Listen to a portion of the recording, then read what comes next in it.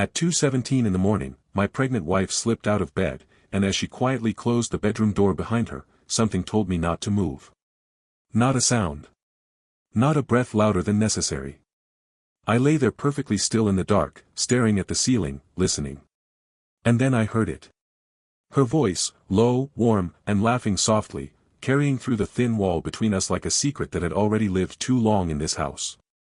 She said 7 words that night that I will never, for as long as I live, forget. By the time the baby's born, he'll know nothing. That was the moment my entire life split in two, everything before that sentence, and everything after it. My name is Daniel Mercer. I was 34 years old, a high school history teacher living in Charlotte, North Carolina. I coached junior varsity baseball on Saturdays, graded papers on Sunday nights, and drove a used pickup truck I'd had since my late 20s. I was not a complicated man. I liked cold coffee and old movies and the smell of rain on dry pavement. I was the kind of man who remembered birthdays without prompting, who called his mother every Sunday, who believed, without question, that the woman he married was the only one for him. Her name was Cassandra. Everyone called her Cassie. We had been together for 6 years, married for 3. She was 7 months pregnant with what we believed was our first child, a boy we had already named Eli. Before we go any further, let us know in the comments where you're watching from. We'd love to hear from you. And if you're new here, click on the subscribe button so you never miss any of our upcoming videos. Now, to understand what happened on that Tuesday night in March, you need to understand what the months before it had looked like, because nothing about our life together seemed like it was hiding something this large. Cassie was a pharmaceutical sales representative. She was sharp, organized, and driven in ways that sometimes made me feel like I was moving through life at a slower speed than she was. But that never bothered me. I admired her. She traveled 2 or 3 days a week for work, staying in hotels in Raleigh or Greensboro or sometimes as far as Atlanta. I was used to the empty side of the bed. I had learned to sleep through her absence the way you learn to sleep through a fan, you stop hearing the noise until the noise stops. When she got pregnant, everything changed in the most beautiful way. She cut back on travel. She started cooking on weekends. She talked about Eli constantly, his nursery colors, his future baseball games, the way she hoped he'd have my sense of humor. She seemed genuinely happy. I felt, for the first time in years, like we were finally building towards something permanent. I was planning to propose a camping trip for the 3 of us, me, Cassie, and baby Eli, for the following summer. I had already looked up campgrounds near Asheville. I was that man. That certain. That blind. The first sign that something was wrong came 6 weeks before that night in March. I had come home early from school, a faculty meeting had been cancelled, and I found Cassie sitting at the kitchen table with her phone pressed flat against her chest, her face arranged very carefully into something that looked like calm but wasn't. She laughed when she saw me. She said she'd been on a call with her sister. But her sister lived in Denver, and it was barely noon in Charlotte, which meant it was 10 in the morning in Colorado, and Cassie knew her sister never picked up before noon on a weekday. I didn't say any of that. I kissed her on the forehead, went to the refrigerator, poured myself a glass of water, and told myself I was being paranoid. I was very good at telling myself that. The second sign came 2 weeks later.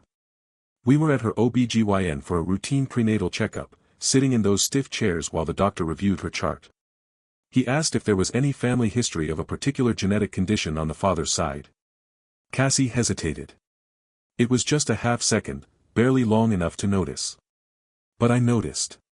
She looked at me, then back at the doctor, then said no, nothing she was aware of. I told myself the hesitation was just the ordinary uncertainty of trying to recall family medical history. But I thought about it that night while she slept. I thought about it the next morning over coffee. I put it somewhere in the back of my mind and locked it there beside the kitchen table phone call and the careful smile and all the other small things I had been refusing to add up. And then came March 15th. I had been up late grading papers, and I fell into bed just after midnight, exhausted. Cassie was already there, breathing slow and even. By 2 a.m. I was half asleep, that soft, drifting kind of sleep where you're still aware of everything but too tired to respond to it. I felt the mattress shift. I heard the careful placement of her feet on the hardwood floor, the deliberate gentleness of someone trying not to wake a person. I heard the bedroom door open and close with the soft click of someone who had done this before. And I lay still. Think about that for a moment. Think about what it feels like to lie in the dark and wonder, really wonder, whether the person you built your entire life around is someone you actually know. That cold, hollow stillness. That feeling like the floor has dropped out from under you but you haven't fallen yet. Have you ever felt that? That moment before a truth arrives, when some part of you already knows but the rest of you is still bargaining? I waited. I don't know for how long. And then I heard her voice. It came through the bedroom wall. Our house was built in the 1970s and the walls were not thick, and I heard her laugh first. That easy, comfortable laugh. And then, clearly, as though she were sitting right next to me, by the time the baby's born, he'll know nothing. I promise. You just have to stay patient a little longer. There was a pause. Then, softer, I love you too. And then silence. I did not move. I did not breathe loudly. I stared at the ceiling and I counted the cracks in the paint and I told myself that there was an explanation. That she was talking to someone from work about a colleague situation. That I had misheard. That pregnant women sometimes said strange things under stress. I told myself every single lie I could think of, and none of them held together for more than 30 seconds. Because the voice I'd heard wasn't stressed. It wasn't professional. It was the voice of someone deeply comfortable with the person on the other end of that call. Intimate. Trusting. The voice she used with me, before she stopped using it with me. She came back to bed 11 minutes later. I know because I had been staring at the small digital clock on the nightstand. She slid in quietly, settled against her pillow, and within 4 minutes her breathing had slowed back to sleep. I lay beside her until 6 in the morning, completely awake, completely still, and completely changed. The next 7 days were the longest of my life. I want you to understand that I did not confront her immediately, not because I was afraid, but because I had learned something that night. Lying in the dark, the most dangerous move you can make when someone is hiding something is to let them know you're looking. So I waited. And while I waited, I watched. I paid attention to her phone, not obsessively, but carefully. I noticed when she took it to the bathroom. I noticed when she angled the screen away from me at the dinner table.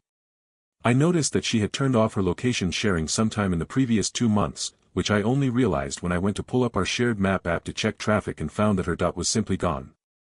On the 3rd day, I did something I never thought I would do. I went through her car while she was in the shower. I told myself I was looking for nothing specific, that I would find nothing, that I was being irrational. In the passenger seat pocket I found a receipt for dinner, a restaurant called Brio in Uptown Charlotte, dated a Thursday in January, a night she had told me she was having drinks with a coworker named Michelle. The receipt was for 2 people, and it totaled $112. There was a shared appetizer and a bottle of wine and 2 entrees. I had never been to Brio with Cassie. She had never mentioned it.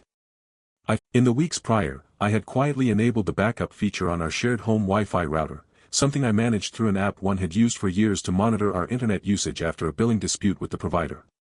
It logged connected devices and, in some cases, basic usage metadata. It wasn't sophisticated. But Cassie's phone had connected to our network every night she was home. And in reviewing the logs, I had noticed one number that appeared in her phone's data usage during the nights she went to bed early. The same number, again and again, always between 10 at night and 2 in the morning. I had written that number down. And on the 7th night, I reverse searched it. The name that came back was a man named Ryan Cole. He was a pharmaceutical sales director based in Raleigh. He was 38 years old. And his LinkedIn profile showed that he had worked for the same company as Cassie since she joined them, 4 years ago, 1 year before she and I got engaged. Ryan Cole. A man I had never heard her mention. Not once. In 4 years of dinners and road trips and lazy Sunday conversations, not one single mention of a man who had apparently been a fixture in her professional world, and, I now understood, far more than that. How do you feel hearing that? A name you've never heard, attached to a life you didn't know existed, living inside your own marriage. I want you to sit with that for a moment, because I think there is something most of us don't admit, that we can love someone completely and still know almost nothing about them. That we can share a bed and a bank account and a baby name and still be strangers to entire chapters of each other. I did not fall apart. I want to say that clearly, not because I wasn't devastated, but because falling apart was not something I could afford to do yet. I needed to know one more thing. The thing that every parent in my situation has to face, and that no one should ever have to face. I needed to know if Eli was mine. I made an appointment with a private DNA testing clinic the following Monday under a medical consultation pretense. The technician explained that prenatal paternity testing was possible through a method that analyzed cell-free fetal DNA from the mother's blood. It was non-invasive. It required only blood from the mother and a cheek swab from the alleged father. The only problem, obviously, was that I needed Cassie's blood without her knowing what it was for, and that, legally and ethically, was not a door I was willing to open. So I waited. I made peace with waiting.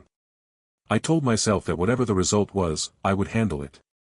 I told myself that Eli deserved a father regardless of biology, but that I also deserved the truth.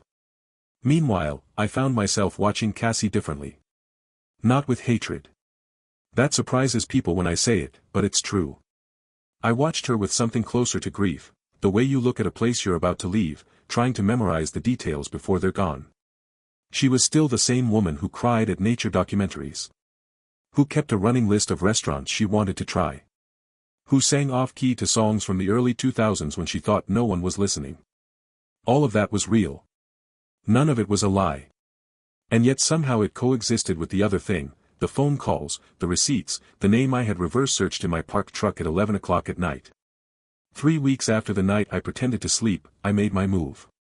I had spent those 3 weeks meeting twice more with Margaret Howell, consulting a private investigator who confirmed through surveillance that Ryan Cole had met Cassie at least 4 times in the previous 2 months, twice at hotels, and gathering financial records through our joint account that showed unexplained cash withdrawals totaling over $3,000 across a 6-month period. I had built, quietly and carefully, a picture. And now I was ready to show it.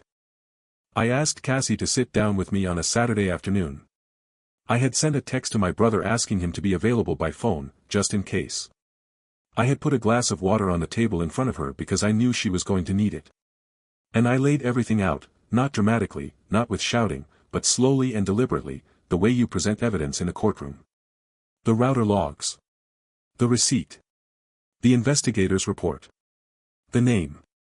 I watched her face move through at least 6 different expressions in the space of 10 seconds, surprise, then calculation, then something that almost looked like relief, then fear, then tears.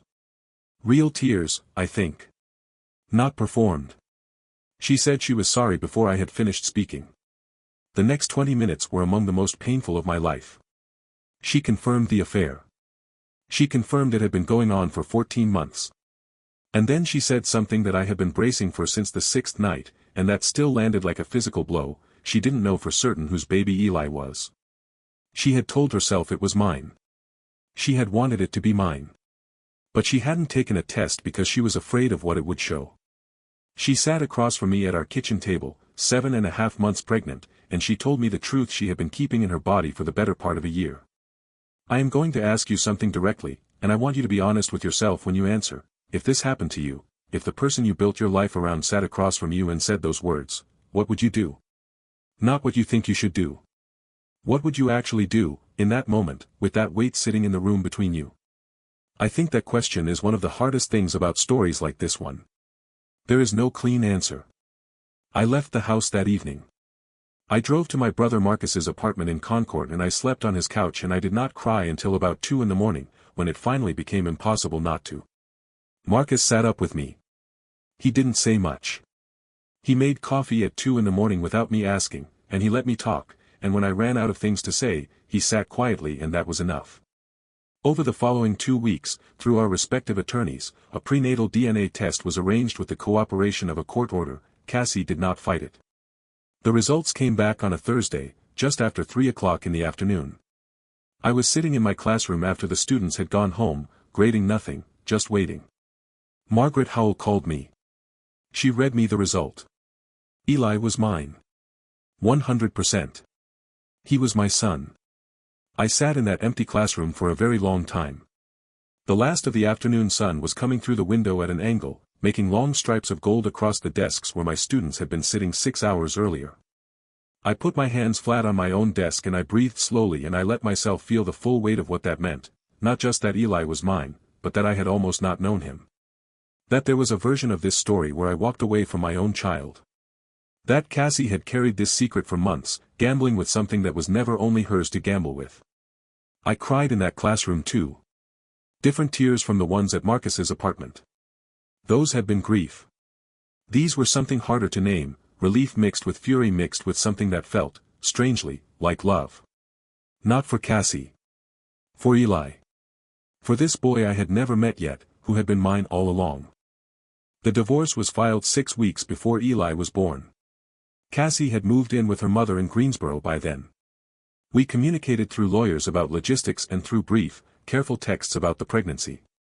She was cooperative in a way that felt like remorse, not performance, but the quiet, daily remorse of someone who understood exactly what they had destroyed and was no longer trying to minimize it. Ryan Cole, for his part, had stopped returning her calls within a week of the confrontation. He had a wife and 2 children of his own in Raleigh.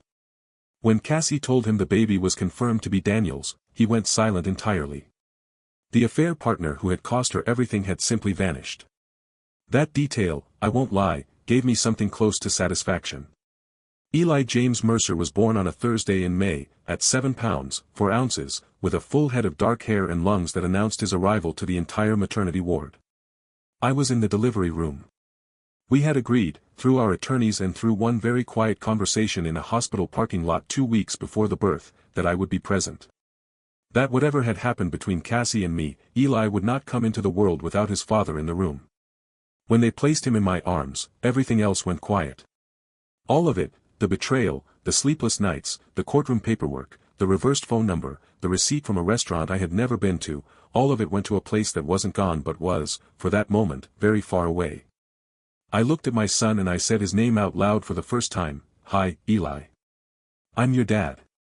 And I meant it with everything I had. Co-parenting after a divorce is not a clean or simple thing, and I won't pretend otherwise. The first year was the hardest, coordinating schedules, navigating holidays, learning how to be in the same room as someone who had changed the fundamental shape of your life without ever quite becoming a stranger. Cassie was a good mother. I had always believed that, and nothing that happened changed it. She was patient with Eli, attentive, warm. I respected it even when the rest of it still hurt. Because the truth is that loving your child sometimes means finding grace for the person who hurt you, not because they deserve it, but because your child deserves parents who can be in the same room. 6 months after Eli was born, I began therapy with a counselor named Dr. Patricia Webb, who specialized in betrayal trauma. I had resisted it for a while because I am, fundamentally, a man who was raised to handle things on his own. But Marcus pushed me, and I am grateful for it every single week. Dr. Webb had a way of asking questions that made you realize the answer had been inside you the whole time, just in a room you hadn't opened yet. She helped me understand that what I felt wasn't only about Cassie. It was about identity, about the version of myself I had built around a certain story of my life, and the work of building a new one from different materials. That is slow work. Important work. The kind that doesn't make headlines but changes everything. Eli turned 1 in May of the following year. I threw him a small birthday party in my backyard, just Marcus and his wife and their 2 kids, my parents, and a few close friends. Cassie brought him over and stayed for an hour and watched him eat cake with his entire fist and laughed, genuinely, freely, the way she used to, when he smeared frosting across his own forehead. I laughed too. And for a moment it was almost ordinary. Almost just a birthday party. Almost just a little boy who had no idea yet how complicated the world was, or how fiercely the people in that backyard loved him. I am not going to tell you I have healed completely. I'm not sure that's the right word for what happens after something like this. But I will tell you what I have now, a son who reaches for me when he's tired, who laughs at nothing, who has my mouth and Cassie's eyes and who is becoming, gradually, his own person right in front of me. I have a brother who sat up with me at 2 in the morning and made coffee without being asked. I have a therapist who asks the right questions. I have students who make me laugh on Tuesdays and frustrate me on Thursdays and remind me constantly that the world keeps going and is, in many of its moments, still worth showing up for. And I have, somewhere underneath all the rest of it, the quiet and unshakable knowledge that I did not run. That when everything fell apart, I stayed, not for Cassie, but for Eli, and for myself. That is not nothing. That is, in fact, everything. If you've been through something like this, if you have sat in the dark and wondered whether the life you thought you had was real, I want you to know that the answer to that question is more complicated than yes or no. Some of it was real. Some of it wasn't. And the work of your life is figuring out which parts to carry forward and which parts to set down. That is not a weakness. That is the bravest thing a person can do. Before you go, I want to ask you something. Drop it in the comments below. Honestly, truly, what would you have done? When you heard those 7 words through the wall at 2 in the morning, would you have stayed still? Would you have kept watching and gathering and waiting? Or would you have walked in that door and demanded the truth that same night? And if the DNA result had come back differently, if Eli had not been yours, what then? I'm not asking to be provocative. I'm asking because I think this story, like most real ones, doesn't have easy answers. And the comments where you share your thoughts are the closest thing I know to sitting down with another person and being honest about the hard things. Thank you for watching this all the way through. It means more than you know.